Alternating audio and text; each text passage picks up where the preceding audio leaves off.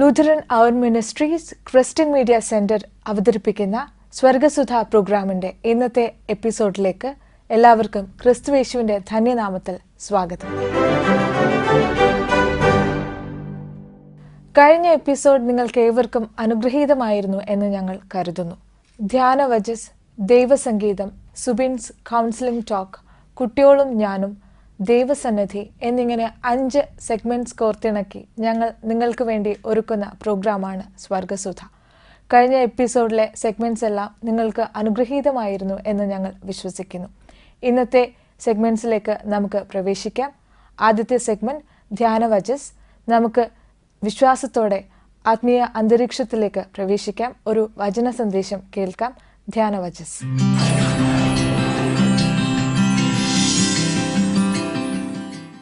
പിതാവ്, പുത്ര, പരിശുദ്ധാത്മാവാകുന്ന ത്രിയേക ദൈവത്തിങ്കൽ നിന്ന് നമുക്കേവർക്കും കൃപയും സമാധാനവും ലഭിക്കുമാറാകട്ടെ. ആമേൻ.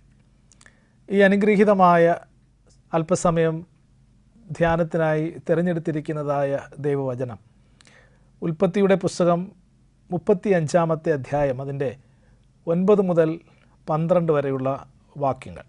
നാം ധ്യാനത്തിനായി തിരഞ്ഞെടുത്തിരിക്കുന്ന വേദഭാഗത്തിൽ യഹോവയായ ദൈവം ഇസ്രായേലിൻ്റെ ശ്രേഷ്ഠ പിതാവായി തീർന്ന യാക്കോബിനോട്, ഞാൻ നിനക്ക് വാഗ്ദത്തം നൽകിയിരിക്കുന്നത് പോലെ ദേശത്തിൻ്റെ അവകാശവും ഒരു ബഹുജാതികളുടെ പിതൃത്വവും ഞാൻ നിനക്ക് നൽകിക്കൊണ്ട് ഇനിമേൽ നിന്നെ യാക്കോബ് എന്നല്ല ഇസ്രായേൽ എന്നറിയപ്പെടും എന്ന് പറഞ്ഞ് യാക്കോബിനെ അനുഗ്രഹിക്കുന്ന ഒരു വേദഭാഗമാണ് നമുക്ക് കാണുവാൻ സാധിക്കുന്നത്. എന്നാൽ ഈ അനുഗ്രഹത്തെക്കുറിച്ച് നമ്മൾ പഠിക്കുമ്പോൾ ഇവിടെ യാക്കോബ് അനുഗ്രഹിക്കപ്പെടുന്ന ഈ സാഹചര്യം, ഈ അനുഗ്രഹത്തിൻ്റെ വാഗ്ദത്തം ഇതിനു മുന്നമേ തന്നെ യാക്കോബിന് നൽകപ്പെട്ടിരുന്നതായിരുന്നു എന്ന് നമുക്ക് കാണുവാൻ കഴിയുന്നുണ്ട്. ഉൽപ്പത്തിയുടെ തന്നെ 32-ാമത്തെ അധ്യായം, അതിൻ്റെ 28-ാമത്തെ വാക്യത്തിലേക്ക് നമ്മൾ കടന്നു വരുമ്പോൾ, യോർദാനിൻ്റെ കരയിൽ ദൈവത്തിൻ്റെ ദൂതനുമായി മൽപ്പിടുത്തം നടത്തുന്ന യാക്കോബിനെയും അവിടെ ദൂതനാൽ യാക്കോബ് അനുഗ്രഹിക്കപ്പെടുകയും ചെയ്യുന്നുണ്ട്. തന്നോട് മൽപ്പിടുത്തം നടത്തിയ ദൂതനോട്, എന്നെ അനുഗ്രഹിച്ചിട്ടല്ലാതെ ഞാൻ നിന്നെ വിടുകയില്ല എന്ന് യാക്കോബ് ശഠിക്കുന്നതും, തുടർന്ന് നിൻ്റെ പേർ എന്താകുന്നു? യാക്കോബ് എന്ന മറുപടിക്ക് ഇനിമേലിൽ നിന്നെ യാക്കോബ് എന്നല്ല ഇസ്രായേൽ എന്നറിയപ്പെടും എന്ന് പറഞ്ഞ് ശ്രേഷ്ഠജനമായി തീർന്ന ഇസ്രായേലിൻ്റെ മുഴുപിതൃത്വ അവകാശവും യാക്കോബിന് നൽകി അവിടെ ദൂതൻ അവനെ അനുഗ്രഹിക്കുന്നത് നമ്മൾ കാണുന്നുണ്ട്. എന്നാൽ അവിടെ ദൂതനാൽ നൽകപ്പെട്ട അനുഗ്രഹം ആ കാലഘട്ടത്തിൽ യാക്കോബിന് സാധ്യമായില്ല എന്നാണ് നമുക്ക് കാണുവാൻ കഴിയുന്നത്. വീണ്ടും ഏറെ കാലങ്ങൾക്ക് ഇപ്പുറം ഇവിടെ 35-ാമത്തെ അധ്യായത്തിലേക്ക് വരുമ്പോൾ ആ വാഗ്ദത്തം വീണ്ടും ആവർത്തിക്കപ്പെടുന്നതും, ദൂതനാൽ നൽകപ്പെട്ടതായ വാഗ്ദത്തം ഇവിടെ പ്രാവർത്തികമാക്കപ്പെടുകയും ചെയ്യുന്നതായി നാം കാണുന്നു. എന്തുകൊണ്ടാണ് യാക്കോബിൻ്റെ ജീവിതത്തിൽ ദൈവം നൽകിയതായ വാഗ്ദത്തം പ്രാപിക്കുന്നതിന് കാലതാമസം നേരിട്ടത് എന്നുള്ളത് ഒരു വലിയ ചോദ്യമാണ്. നമ്മുടെ ജീവിതങ്ങളിൽ നമ്മളിങ്ങനെ വിശ്വാസ സമൂഹമായി അല്ലെങ്കിൽ ക്രിസ്തു വിശ്വാസത്തിൻ്റെ മാർഗത്തിലൊക്കെ കഴിയുമ്പോൾ നമ്മൾ നമ്മുടെ ജീവിതത്തിൻ്റെ പല സാഹചര്യങ്ങളെയും ദൈവസന്നിധിയിൽ മുൻനിർത്തി പ്രാർത്ഥനയുടെയും ആരാധനയുടെയും ഒക്കെ സാഹചര്യങ്ങളിലൂടെ അല്ലെങ്കിൽ അനുഭവങ്ങളിലൂടെ നമ്മൾ കടന്നു പോകുന്നവരാണ്. നമുക്കും ഈ പരാതി പലപ്പോഴും ഉണ്ട് എന്നുള്ളതാണ് ഒരു യാഥാർത്ഥ്യം. എൻ്റെ ജീവിതത്തിൻ്റെ പ്രാർത്ഥനകളും എൻ്റെ ആഗ്രഹങ്ങളും എൻ്റെ തലമുറയെക്കുറിച്ചുള്ള എൻ്റെ ആഗ്രഹങ്ങളും അല്ലെങ്കിൽ എൻ്റെ തലമുറയ്ക്ക് വേണ്ടി ഞങ്ങൾ കാത്തിരിക്കുന്നതായ നന്മകളും പലപ്പോഴും ഞാൻ ആഗ്രഹിക്കുന്ന ഇടങ്ങളിൽ അല്ലെങ്കിൽ ആഗ്രഹിക്കുന്ന കാലങ്ങളിൽ എനിക്ക് സാധിക്കുന്നില്ല അല്ലെങ്കിൽ സാധ്യമാകുന്നില്ല എന്നുള്ള ചിന്തകൾ നമ്മുടെ ജീവിതത്തിൽ കടന്നു വരാറുണ്ട്. എന്താണ് യാക്കോബിൻ്റെ ജീവിതത്തിൽ നൽകപ്പെട്ട വാഗ്ദത്തം നേടിയെടുക്കുന്നതിന് കാലതാമസം ഉണ്ടാകുവാൻ ഇടയായി തീർന്നത് എന്നുള്ളതാണ് നാം ഒന്ന് ചിന്തിക്കേണ്ടത്. 35-ാമത്തെ അധ്യായത്തിൻ്റെ തന്നെ അതിൻ്റെ ആദ്യ വാക്യങ്ങളിലേക്ക് നമ്മൾ കടന്നു ചെല്ലുമ്പോൾ അവിടെ യഹോവയായ ദൈവം യാക്കോബിനോട് ഇങ്ങനെ പറയുന്നുണ്ട്, യാക്കോബേ, നീ ബേഥാനിയയിലേക്ക് മടങ്ങിപ്പോകണം. നീ അവിടെ യാഗപീഠം പണിയണം, നീ അവിടെ യാഗമർപ്പിക്കണം എന്നിങ്ങനെ യഹോവയായ ദൈവം അവനെ ഓർമ്മപ്പെടുത്തുന്നത് നമുക്ക് കാണുവാൻ കഴിയും. യാക്കോബിൻ്റെ ജീവിതത്തെ സംബന്ധിച്ച് ബേഥേൽ എന്ന് പറയുന്നത് ഒരിക്കലും മറന്നുകൂടാൻ പാടില്ലാത്ത ഒരിടമാണ്. കാരണം ഉൽപ്പത്തിയുടെ തന്നെ ആദ്യ ഭാഗങ്ങൾ അല്ലെങ്കിൽ യാക്കോബിൻ്റെ ജീവിത ചരിത്രം ആരംഭിക്കുന്ന ഭാഗങ്ങൾ നമ്മൾ പഠിക്കുമ്പോൾ തൻ്റെ പിതാവിനാൽ യാക്കോബ് അനുഗ്രഹിക്കപ്പെടുകയും പൂർവ്വപിതാക്കന്മാരാൽ കൈമാറ്റം ചെയ്യപ്പെട്ടു വന്ന അനുഗ്രഹം തൻ്റെ ജ്യേഷ്ഠ സഹോദരനായ ഏശാവിന് ലഭിക്കേണ്ട അനുഗ്രഹം തനിക്ക് ലഭ്യമാകുന്ന അവസരത്തിൽ തൻ്റെ ജ്യേഷ്ഠ സഹോദരന് തന്നോട് അതിഭയങ്കരമായ വിദ്വേഷമുണ്ടാകുവാൻ ഇടയുണ്ട് എന്നും അതൊരു പക്ഷേ തൻ്റെ മരണത്തിൽ കലാശിക്കുവാൻ ഇടയുണ്ട് എന്നും മനസ്സിലാക്കിക്കൊണ്ട് യാക്കോബ് തൻ്റെ പിതൃഭവനത്തെ, തൻ്റെ ദേശത്തെ, തൻ്റെ മാതാപിതാക്കളെ വിട്ടിട്ട് തൻ്റെ അമ്മാവനായ ലാബാൻ്റെ അടുക്കിലേക്ക് ഓടിപ്പോകുന്നത് നമ്മൾ വായിക്കുന്നുണ്ട്. ഈ ഓടിപ്പോകുന്ന യാത്രയിൽ അവൻ ലൂസ് എന്ന് പറയുന്ന ഒരു ദേശത്തെത്തുകയും അവിടെ കിടന്നുറങ്ങുകയും അവിടെ കിടന്നുറങ്ങുമ്പോൾ സ്വർഗത്തോളം ഉയരുന്ന ഒരു ഗോവണി ദർശനത്തിൽ കാണുകയും അവിടെ ദൂതന്മാർ കയറുകയും ഇറങ്ങുകയും ചെയ്യുന്നതൊക്കെ കാണുന്നു. ആ സ്ഥലത്തിൻ്റെ ഏറ്റവും മഹത്വം അറിഞ്ഞിട്ട് അവിടെ യാക്കോബ് ഒരു നേർച്ച നേരുന്നുണ്ട്. ഇത് യഹോവ വസിക്കുന്ന ഇടം, ഈ യഹോവ വസിക്കുന്ന ഇടത്ത് എന്നെ എൻ്റെ അമ്മാവൻ്റെ ഭവനത്തിൽ നിന്ന് അനുഗ്രഹത്തോടും സുഖത്തോടും എൻ്റെ പിതൃഭവനത്തിലേക്ക് യഹോവ മടക്കി വരുത്തുമെങ്കിൽ ഞാനിവിടെ യഹോവയ്ക്ക് ഒരു യാഗപീഠം പണിയുകയും ഇവിടെ അവന് ഒരു ആലയമായി തീരുകയും ചെയ്യുമെന്ന് നേർച്ച നേരുന്ന യാക്കോബിനെ നാം കാണുന്നുണ്ട്. എന്നാൽ ഇന്ന് തൻ്റെ അമ്മാവൻ്റെ ഭവനത്തിലേക്ക് കടന്നുപോയി അവിടെ നിന്ന് തിരികെ മടങ്ങി വരുമ്പോൾ ഈ ലൂസ് എന്ന പ്രദേശത്തെ യാക്കോബ് മറക്കുന്നതായി നമ്മൾ കാണുന്നുണ്ട്. ആ ദേശത്തിന് ബേഥേൽ എന്നൊരു പേര് നൽകിയാണ്, ദൈവത്തിൻ്റെ ഭവനം എന്ന അർത്ഥത്തിൽ ബേഥേൽ എന്നൊരു പേര് നൽകിയാണ് യാക്കോബ് കടന്നു പോകുന്നത്. തിരികെ വരുമ്പോൾ യാക്കോബ് അതൊക്കെ മറക്കുന്നതായി നമ്മൾ കാണുന്നുണ്ട്. അവിടെ നിന്ന് തൻ്റെ അമ്മാവൻ്റെ ഭവനത്തിൽ നിന്ന് തിരികെ കടന്നു വന്ന് കനാൻ്റെ പ്രദേശങ്ങളിൽ 30 വർഷമായി യാക്കോബ് താമസിക്കുകയാണ്. 30 വർഷത്തിന് മുൻപ് യാക്കോബ് ചെയ്ത ഒരു പ്രതിജ്ഞയെ യഹോവയായ ദൈവം ഇവിടെ ഓർമ്മിപ്പിക്കുകയാണ്. നീ ബേഥാനിയിലേക്ക് തിരിഞ്ഞു പോകണം. എന്നാണ് ദൈവത്തെ മറക്കുന്നതിന് കാരണമായി തീർന്നത്?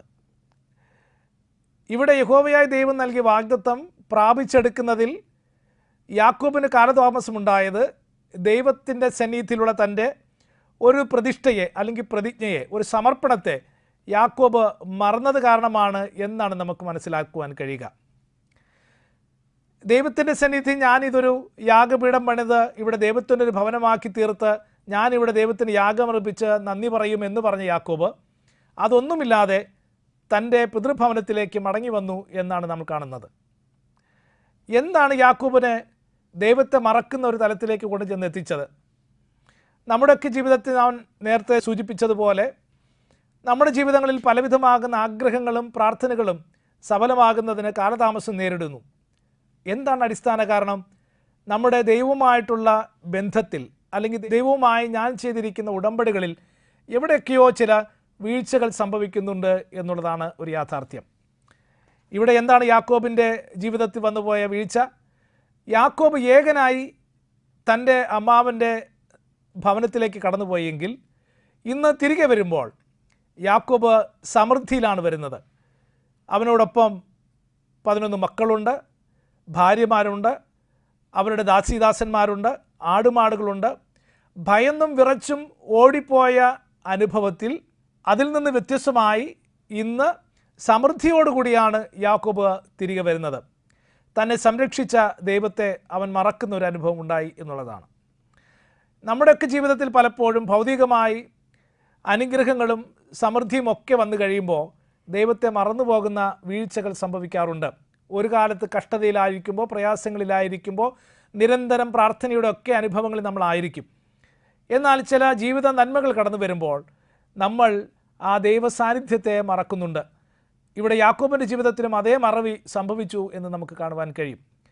രണ്ടാമത് നമ്മൾ കാണുന്നത്, ഇന്ന് യഹോവയായ ദൈവം ബേഥേലിലേക്ക് മടങ്ങിപ്പോവുക എന്ന് യാക്കോബിനോട് പറയുമ്പോൾ യാക്കോബ് ഉടനെ തൻ്റെ കുടുംബാംഗങ്ങളോട് പറയുന്ന ഒരു കാര്യമുണ്ട്. നിങ്ങളുടെ ഇടയിലുള്ള അന്യദേവന്മാരെ ഒക്കെ നിങ്ങൾ ഉപേക്ഷിച്ചിട്ട് ദൈവത്തിന് യാഗമർപ്പിക്കുവാൻ ബേഥേലിലേക്ക് കടന്നു ചെല്ലണം. അവിടെ നമ്മൾ കാണുന്നത് കനാനിലേക്ക് വരുന്ന യാക്കോബും കുടുംബവും അവിടെ വന്ന് അവിടെ ചുറ്റുമുള്ള ജനങ്ങളുടെ വിശ്വാസം, ആചാരം, അവരുടേതായ ജീവിതശൈലിയൊക്കെ തങ്ങളുടേതാക്കി ദൈവത്തിൻ്റെ സന്നിധിയിൽ നിന്ന് അകന്നുപോയി എന്നാണ് കാണുവാൻ കഴിയുക. നമ്മുടെ കൂട്ടുകെട്ടുകളും ചുറ്റുപാടുകളും പലപ്പോഴും ഇത്തരത്തിൽ ദൈവത്തിങ്കിൽ നിന്ന് നമ്മെ അകറ്റുന്നതിന് കാരണമാകുന്നുണ്ട്. നമ്മൾ ഓർക്കണം, നമ്മുടെ വിശ്വാസം എന്ത്, നമ്മുടെ പ്രത്യാശ എന്ത്, നമ്മൾ ആരിലാണ് ആശ്രയിച്ചിരിക്കുന്നത്. നമ്മുടെ ചുറ്റുപാടുകൾ നമ്മളെ ദൈവത്തിൻ്റെ സന്നിധിയിൽ നിന്ന് അകറ്റുന്ന ആരാധനയുടെ, പ്രാർത്ഥനയുടെ അനുഭവങ്ങളൊക്കെ നമ്മളിൽ നിന്ന് നഷ്ടപ്പെടുത്തുന്ന അനുഭവങ്ങളിലേക്ക് തള്ളിയിടുന്നുണ്ടോ എന്ന് നമ്മൾ ഓർക്കേണ്ടതുണ്ട്. ഇങ്ങനെ നമ്മുടെ ചുറ്റുപാടുകളും നമ്മുടെ ജീവിതത്തിൻ്റെ സമൃദ്ധിയും ദൈവത്തിങ്കിൽ നിന്ന് നമ്മെ അകറ്റുന്ന ഒരു അനുഭവം ഉണ്ടാകുമ്പോഴാണ് പലപ്പോഴും നമ്മുടെ ആഗ്രഹങ്ങളും പ്രാർത്ഥനകളും നേടിയെടുക്കുന്നതിൽ നമുക്ക് കാലതാമസം ഉണ്ടാകുന്നത് എന്ന് നമ്മൾ ഓർക്കുക. യാക്കോബിൻ്റെ ജീവിതത്തിൽ സംഭവിച്ചത് അതാണ്. സമൃദ്ധിയിൽ ദൈവത്തെ മറന്നുപോകുന്ന, ചുറ്റുപാടുകളിൽ ദൈവത്തെ മറന്നുപോകുന്ന അനുഭവങ്ങൾ. അതിൽ നിന്ന് യാക്കോബ് തിരിഞ്ഞു വരുന്ന ഇടത്താണ് മുൻപ് നൽകിയ അതേ വാഗ്ദത്തം അവനിന്ന് സ്വായത്തമാകുന്നത്. ഇന്നു മുതൽ നീ ഇസ്രായേൽ എന്ന് വിളിക്കപ്പെടും, ഒരു ജനത്തിൻ്റെ പിതാവായി നീ മാറ്റപ്പെടും. അപ്രകാരം അനുഗ്രഹിക്കപ്പെട്ട ജനസമൂഹമാകുവാൻ നമുക്കും സാധിക്കും. ദൈവത്തോട് ചേർന്നിരിക്കുവാൻ നമുക്ക് സാധിക്കട്ടെ. സകല ബുദ്ധിയും കവിയുന്ന ദൈവസമാധാനം നിങ്ങളുടെ ഹൃദയങ്ങളെയും ചിന്തകളെയും ക്രിസ്തയേശുവിങ്കിൽ കാത്തു സൂക്ഷിക്കുമാറാകട്ടെ. ആമേൻ. ഏറെ ചിന്തിപ്പിച്ച, പ്രത്യാശ നൽകിയ ഒരു വചന സന്ദേശമായിരുന്നു നമ്മൾ ശ്രവിച്ചതല്ലേ? ഇനി മധുരമേറിയ ഒരു ഗാനം കേൾക്കാം ദൈവസങ്കീർത്തത്തിലൂടെ. സന്തോഷത്തോടെ ദൈവസങ്കീതം.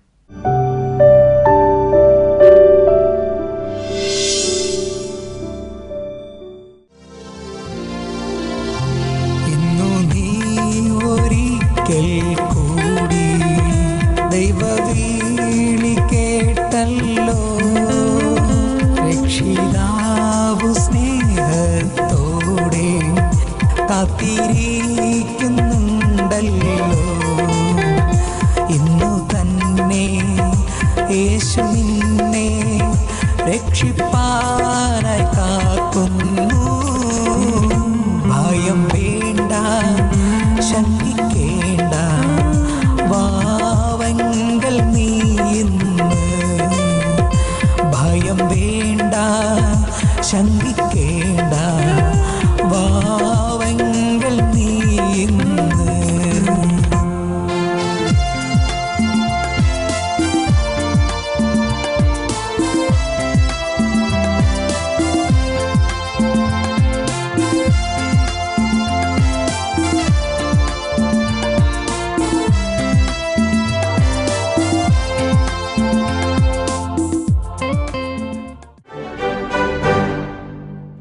വളരെ ഹൃദയസ്പർശിയായ ഒരു ഗാനമായിരുന്നു നാം ഇപ്പോൾ ശ്രവിച്ചത്. ഇനി നമ്മളുടെ ജീവിത വിജയത്തിന് നമ്മളെ സഹായിക്കുന്ന ഒരു സെഷനായാലോ? അടുത്ത സെഗ്മെന്റ് സുബിൻസ് കൗൺസിലിംഗ് ടോക്ക്.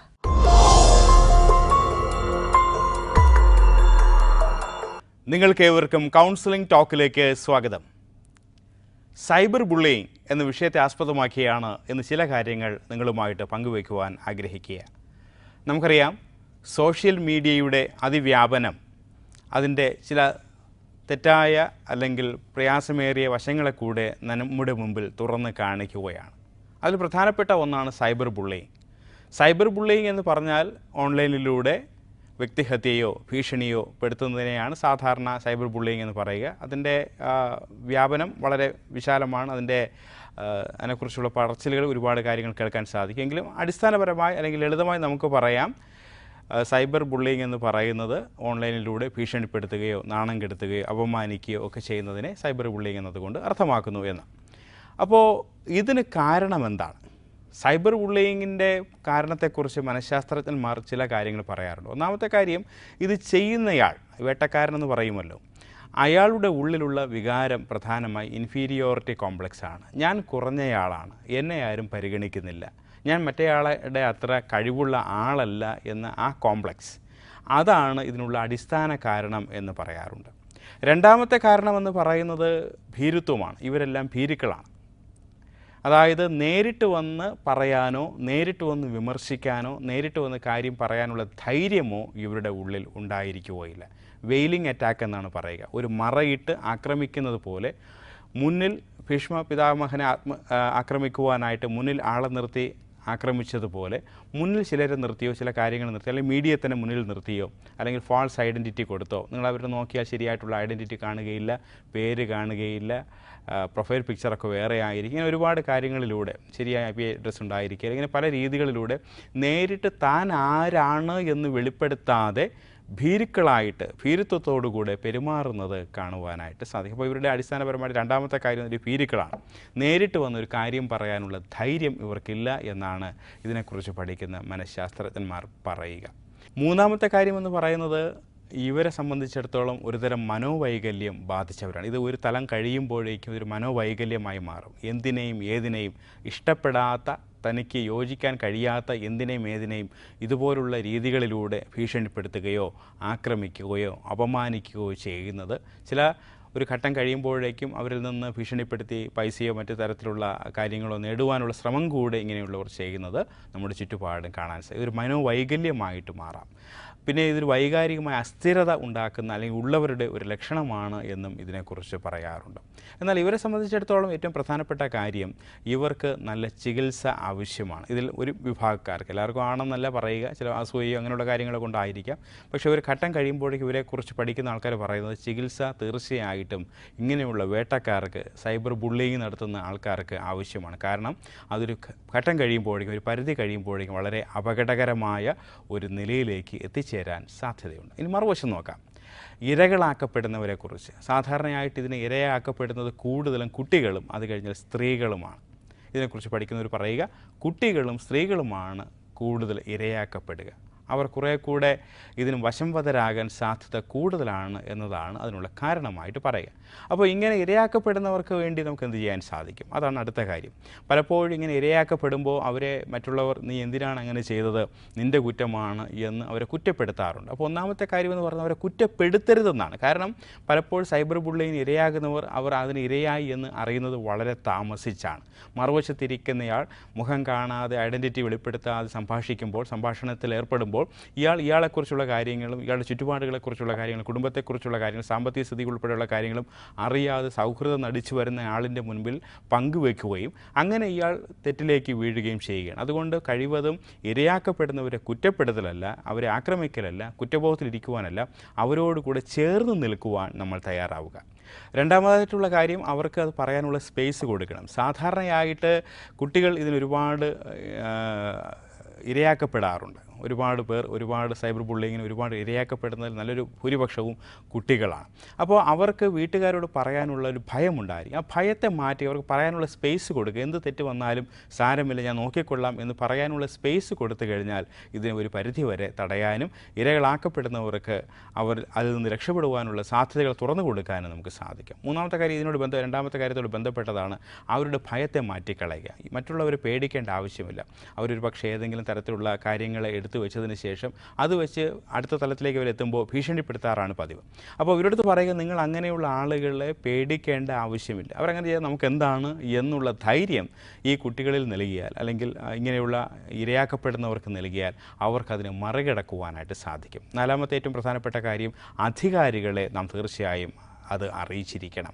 പോലീസായിരുന്നാലും ശരി, ഓഫീസിലുള്ള അധികാരികളായിരുന്നാലും ശരി, സ്കൂൾ അധികാരികളായിരുന്നാലും ശരി, ഇങ്ങനെ സൈബർ ബുള്ളിങ്ങിന് ഇരയാക്കപ്പെടുന്നു എങ്കിൽ നിർബന്ധമായും അവരോട് പറയണം. പലപ്പോഴും അവരറിഞ്ഞാൽ എന്ത് വിചാരിക്കും, അവരെങ്ങനെ എന്നോട് പെരുമാറും, അവരെന്തായിരിക്കും പ്രതികരണം എന്നൊക്കെ ചിന്തിച്ച് പലപ്പോഴും ഏതാണ്ട് ഒരു 90% വരെ പറയാതിരിക്കാനാണ് സാധ്യത കൂടുതലെന്നാണ് പറയുക. എന്നാൽ അത് മാറിയിട്ട് അങ്ങനെയല്ല, അധികാരികൾ എന്നെ സഹായിക്കും, അവരെന്നോട് കൂടെ നിൽക്കും എന്നുള്ള ബോധ്യം ഇരയാക്കപ്പെടുന്നവർക്ക് തീർച്ചയായും കൊടുക്കണം. ഈ രണ്ട് വിഭാഗത്തിൽപ്പെടുന്ന വേട്ടക്കാരായിരുന്നാലും ഇരയാക്കപ്പെടുന്നയാളായിരുന്നാലും അവർക്ക് രണ്ടുപേർക്കും സപ്പോർട്ട് ആവശ്യമാണ്, കൗൺസിലിംഗ് ആവശ്യമാണ്, അവർക്കതിന് പിന്തുണ ആവശ്യമാണ്. അതിൽ നിന്ന് രക്ഷപ്പെടാൻ വേട്ടക്കാർക്കും അതിൽ നിന്ന് പുറകിലേക്ക് വരാൻ, അഥവാ ആ പിടിയിൽ നിന്ന് വെളിയിലേക്ക് വരുവാൻ ഇരയാക്കപ്പെടുന്നവർക്കും സപ്പോർട്ട് ആവശ്യമാണ്. ഈ വിഷയം നിങ്ങൾക്ക് പ്രയോജനകരമായി എന്ന് വിചാരിക്കുന്നു. ഇതുപോലുള്ള മറ്റൊരു വിഷയമായിട്ട് നമുക്ക് വീണ്ടും കാണാം. നിങ്ങളുടെ അഭിപ്രായങ്ങൾ, നിർദ്ദേശങ്ങൾ ഞങ്ങൾക്ക് എഴുതുക. Thank you. വളരെ അർത്ഥവത്തായ ഒരു ക്ലാസ് ആയിരുന്നു അല്ലേ? ഇനി കൊച്ചു കൂട്ടുകാർക്ക് വേണ്ടി ഞങ്ങൾ ഒരുക്കുന്ന സെഗ്മെന്റ് കുട്ടികളും ഞാനും.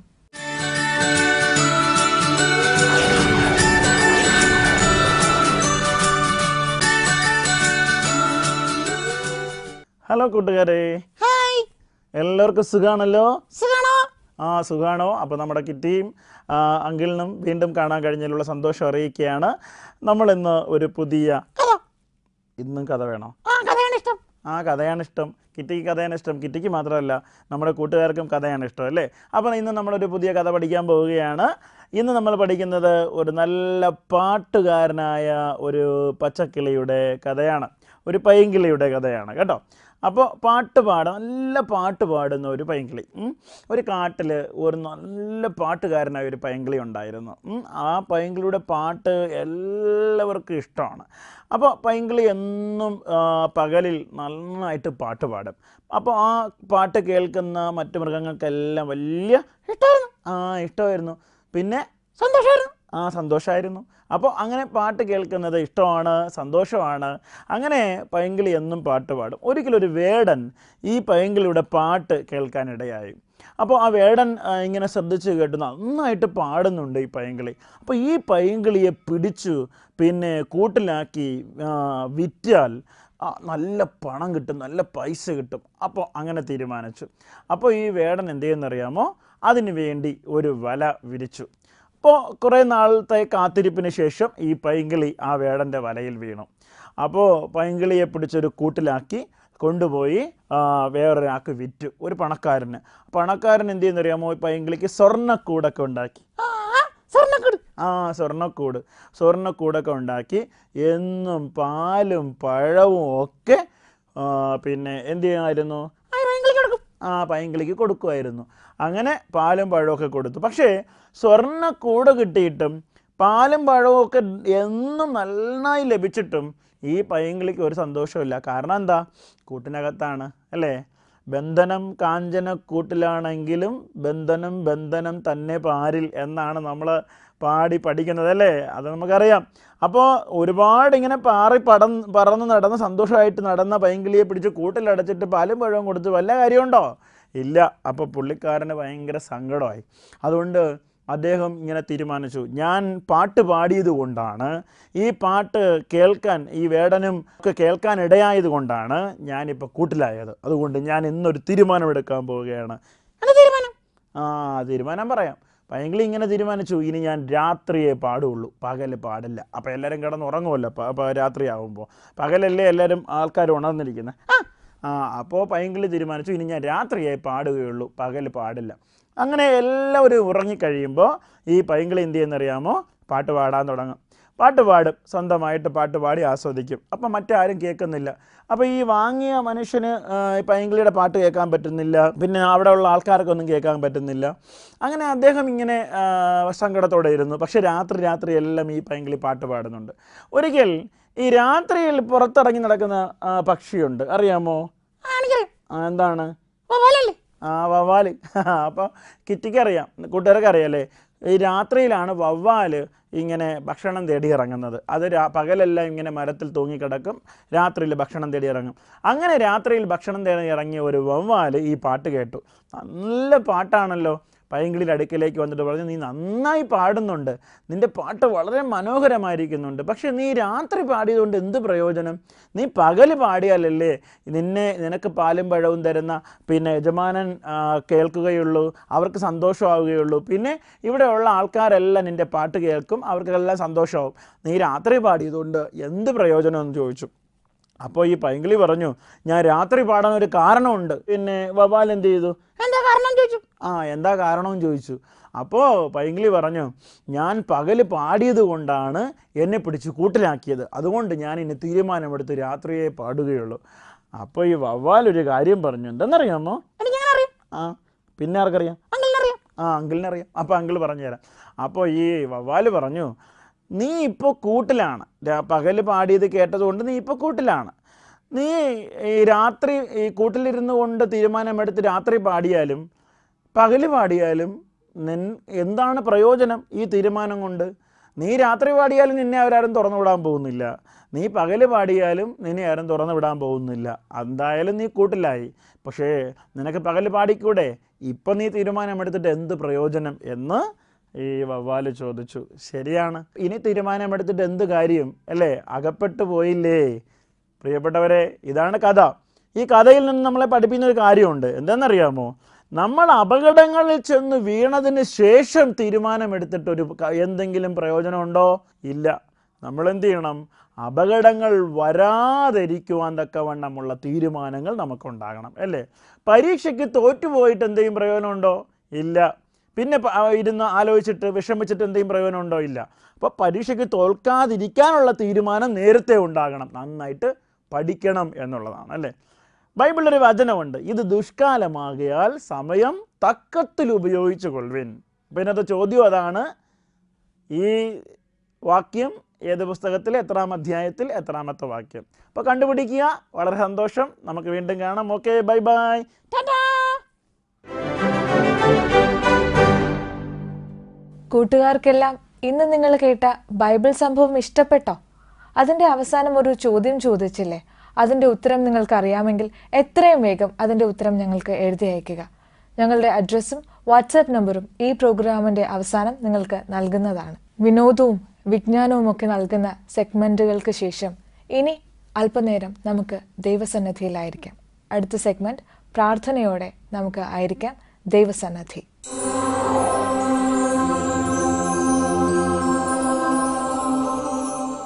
പ്രാർത്ഥിക്കാം. സ്വർഗാദി സ്വർഗങ്ങളിൽ വാസം ചെയ്യുന്ന ത്രിയേക ദൈവമേ, പരിശുദ്ധ കർത്താവേ, നൽകിയ ഈ നല്ല ദിനത്തിനായി അങ്ങേക്ക് ഞങ്ങൾ നന്ദി പറയുന്നു. അതോടൊപ്പം ദൈവമേ, ശാരീരികമായ പ്രയാസങ്ങളിലായിരിക്കുന്ന ഒത്തിരിയേറെ പ്രിയപ്പെട്ടവരുണ്ട്.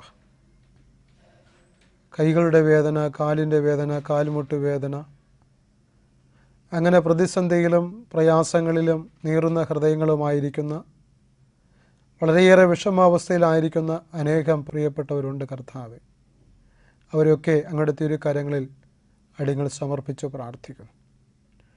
സ്വർഗത്തിലെ നാഥൻ പ്രിയ മക്കളുടെ മേൽ നിൻ്റെ കരത്തെ പകർന്ന് അവിടുത്തെ കരത്തെ സ്പർശിച്ച് ദൈവമേ, അവിടുന്ന് പ്രിയപ്പെട്ടവർക്ക് ഒരാശ്വാസം, വിടുതൽ നൽകി നിൻ്റെ നാമമഹത്വത്തിനും പുകഴ്ചയ്ക്കുമായിട്ട് പ്രിയ മക്കളെന്നും കാണപ്പെടുവാൻ നിൻ്റെ കൃപ കൊണ്ട് അങ്ങ് സഹായിക്കണമെന്ന് പ്രാർത്ഥിക്കുന്നു. അവിടുന്ന് തന്നെ മരുന്നും വൈദ്യനുമായി കടന്നു ചെന്ന് ആശ്വാസത്തിൻ്റെ നിറവിനാൽ പ്രിയപ്പെട്ടവരെ തലോടണമേ എന്ന് പ്രാർത്ഥിക്കുന്നു.